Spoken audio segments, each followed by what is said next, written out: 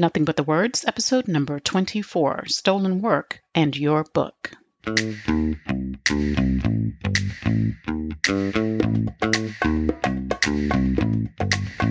Welcome to Nothing But the Words, the podcast that gives you everything you need to know to write a phenomenal book.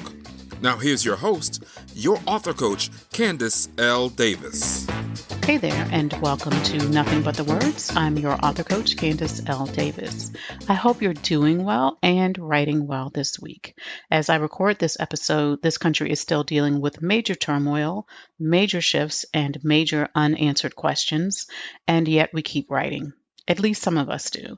I recently saw an article from an author who insisted that she finds it impossible to write in the midst of this pandemic and these protests and the election ugliness that is surrounding us. And maybe for her, it is impossible. Everyone has their own experience.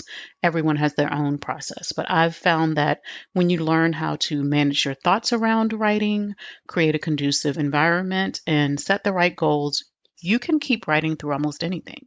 I say all of that to say, don't give up on your book while you're dealing with all of these very real distractions. Going to the grocery store stresses me out right now. So I get it. These distractions are real.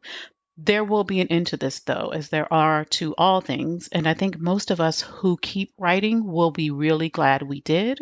And those of us who don't may have some regrets. So, okay, that's enough of that. In today's episode, I really want to talk to you about stolen work and your book. So stay with me here because I'm not accusing anyone of plagiarism. I'm not implying that you are looking to steal work for your book, but I do want to talk about this very important topic. I've lost count of the books I've edited and the authors I've coached over the years. There are lots of them, right? Suffice it to say, there have been many. But what I have found is that periodically I will see from first-time authors plagiarism that they're not even aware of in their own book. And what I've found is that they fall into this dangerous trap that can easily be avoided just because of some things they don't know. They're not intending to steal. So why do people do this? Let me preface this by saying I'm not talking about, incorrectly writing your endnotes or incorrectly writing your footnotes. I'm talking about authors who don't give the appropriate credit to the originator of the content. And here's what I found. First of all, I give all of my clients the benefit of the doubt and assume any plagiarism is unintentional. And believe it or not, I've found that it's basically always been unintentional. And this happens more often than you might think. For some authors, years, if not decades, have passed since they last had to cite a source for anything. Remember when you had to do footnotes or endnotes in high school or college? Well, believe it or not, some people never learned how to do that. And even if they did, they haven't done it in years. And so they've forgotten how to do it or that they even need to do it. Because you can use facts that are considered common knowledge without citing a source, some authors start to lump everything into this category. But just because it's common knowledge to you or in your circle or in your industry doesn't mean it's actually common knowledge. And when in doubt, you may want to get a second opinion about whether or not you need to cite the source for something that you're quoting, or just go ahead and cite the source. It certainly can't hurt. And the third common way I see authors unintentionally using stolen work is when they are raving about another book or a proprietary system that they have successfully used. They're really excited about it. And in their minds, they're doing the other author or the other creator a favor by speaking glowingly about their system. But in fact, they are rehashing the other author's work for their own book. So in essence, they're stealing that work. Now, I am not a lawyer. I'm certainly not an intellectual property attorney, but there are some best practices you can follow to make sure you avoid unintentionally stealing anyone's work. Here's how you can do it. Number one, when you quote anything, words from a book, a speech, a movie, a website, a TV show, just give proper credit. Cite the source. Put quotation marks around what you're quoting, say who said it, and then cite the source appropriately. And if you're not sure how to do that, then let us give thanks for the internet. Just look it up. All you have to do is look it up. There are plenty of websites where they will actually create the citation for you if you just enter the appropriate information. And let me add one more thing here. The book you're writing is really your own, so it should be about your own ideas, your own research experiences and stories. Yes, you can quote, but that should not be the most important part of your book. It should not be the bulk of your book, the bulk of a passage, the bulk of a chapter.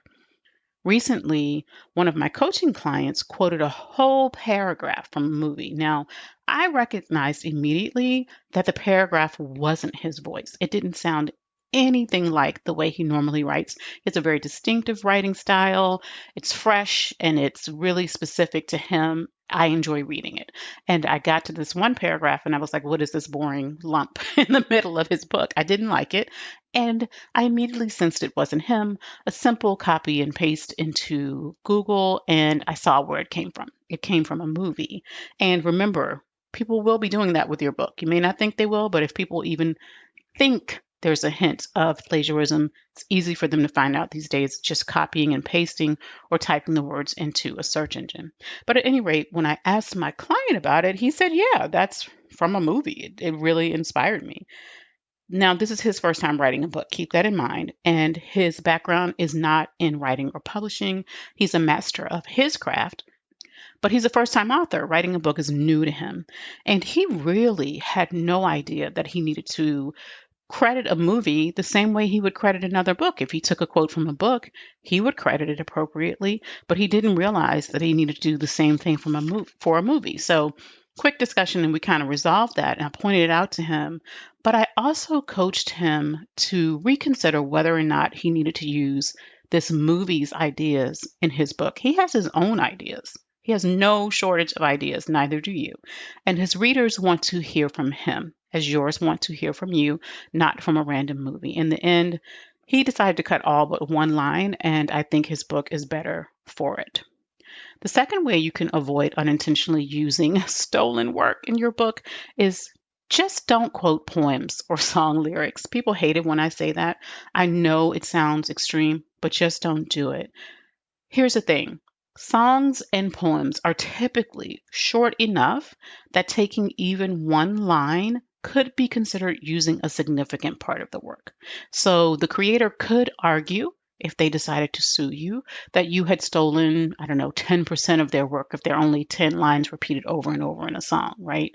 10 original lines repeated over and over, or maybe 5%. But there's no percentage defined by law that I know of that it's okay to take. It's judged on a case by case basis. So why run the risk?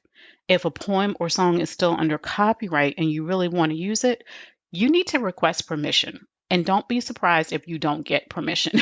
Don't be surprised if they turn you down or you don't hear back from them.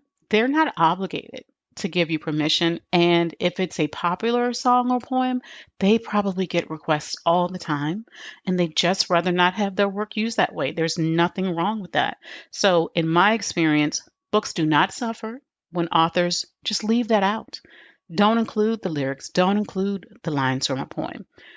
Typically, the author is upset about that because they've fallen in love with the idea of the poem or the song. It has some particular meaning to them, but it doesn't hurt the book to cut it. So trust me, cut it. The third way to avoid unintentionally stealing other people's work for your book is to avoid copying and pasting. Now, here's what I mean.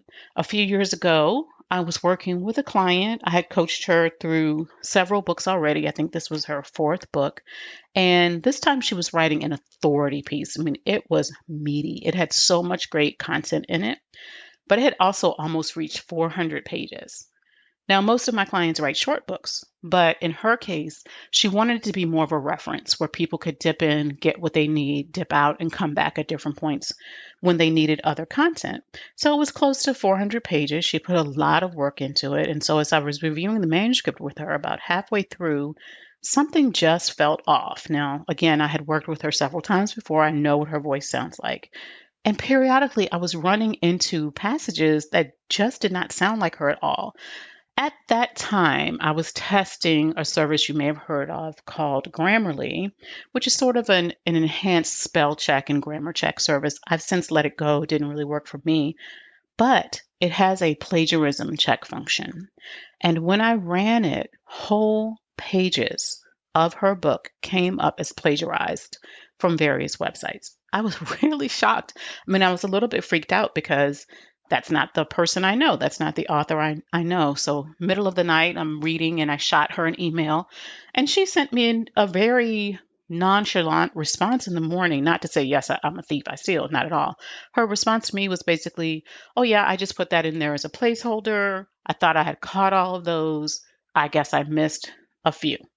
Her book was almost 400 pages. So it's understandable how she could have missed a few, but just don't do that. If you need a placeholder, use your own words. The only time you should be copying and pasting anything is if you're actually quoting it and citing it and crediting it appropriately. Copying and pasting someone else's work in any other context is just asking for trouble. If I had not found those sections in her book, she might have published it with that content in it, which could have led to her readers questioning her integrity and could have ultimately had a really nasty impact on her business. She does business with large corporations, and had they seen that, they or heard about it or had it damaged her reputation, she may have lost those contracts. So, no, I'm not a hero. Grammarly was a hero in that case, but this could have all been avoided if she just simply didn't copy and paste. If you really need a placeholder, just write a note. I like to use three asterisks. You could use a symbol that you can easily use the find function to bring up so you know exactly where you need to go back. Three asterisks, a comment on the side, and you can go back and fill in whatever you're missing.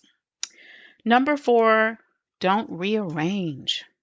So, my husband is a screenwriter and filmmaker, and he recently told me the story of a young screenwriter who wanted to get into feature films. Now, this screenwriter took another screenwriter's work, changed a few character names and settings, rearranged the order of some events, slapped her own name on it, and then set about trying to get the movie made.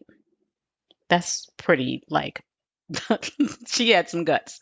She got all the way up to talking about a deal with a major production company.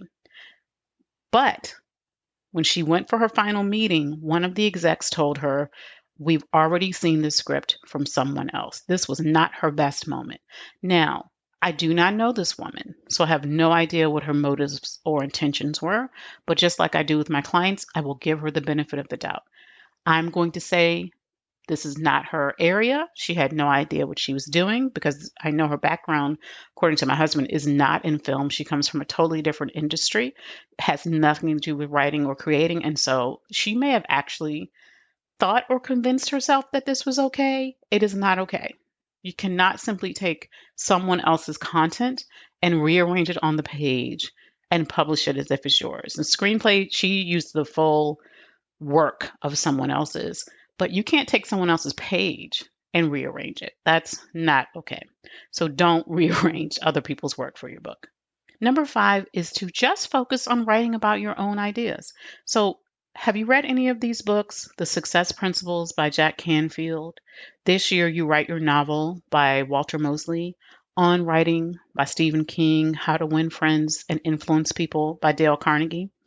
I've read those books and I've read them all multiple times. They have each had a great impact on me and the way I do business, the way I function in the world, the way I live my life. They've all had a really positive impact on me. But when I sit down to write a book, I cannot share most of the content from one of those books and then just say I'm sharing it because it helped me out. I have seen this. I've had clients send new clients send me work, and all the way through they're just talking about what they learned from someone else, from someone else's book. If you want to share someone else's book, write a lovely review and then send people that link or buy copies for your family and friends. But you can't just share all of their ideas and say, "Hey, look, they're great," and put your name on the front of the book. That's not okay. So write about your own ideas. Yes, now your ideas are almost always going to be building on something you learned from someone else. That's how we think. That's how we develop ideas. That's how we create our own philosophies, right? We're building on the wisdom of people who walked the path before us.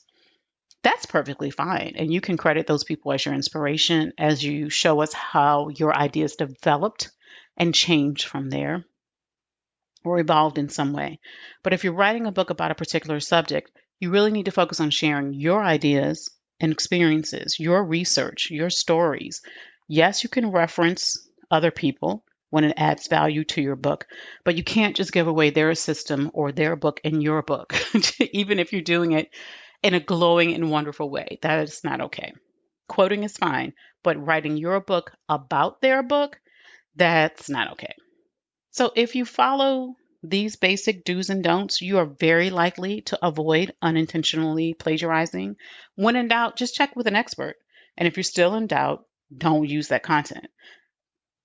That's the best way to protect yourself from accidentally falling into the trap of using someone else's work as your own. That's it for today, my friends. If you've enjoyed this episode, then I would really appreciate a positive review from you on Apple Podcasts or wherever you listen to podcasts. And if you're looking for a structured program to help you write your nonfiction book, someplace where you can get your questions answered about the writing and publishing process, and write your book in less time and write it better, check out my group coaching program, Short Books, Big Results, at CandiceLDavis.com/shortbooks. My clients right now, I will say they're doing a fantastic job in there. Most of them will be successfully published authors by the end of 2020, and you can have the same experience. Find the program at CandiceLDavis.com/shortbooks. Thanks for listening to Nothing But the Words. I'm your author coach, Candice L. Davis, and I'll see you next time.